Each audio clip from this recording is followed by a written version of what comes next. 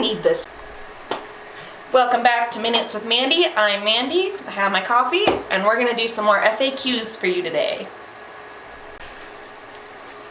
Okay, question number 1 on the docket is, do I need a driver's license to ride a bike with an engine kit installed? Now this varies from state to state. The best rule of thumb is just to look up your local laws, because they will be different than, say, laws in Montana. A lot of our sales are down in the south or like the Bible Belt, and so those laws are going to be different than somewhere else that's like less populated, stuff like that. It varies from county to county even. So just look up your laws, make sure that you do the research for the cc number that you have. So like a 50 cc, it's kind of a general knowledge that 50 cc's you don't need a license because it's considered pedal assist and not a motorized vehicle. When you go over that though is when it starts to kind of get a little foggy. You have to make sure that you are following the laws in your local towns, okay?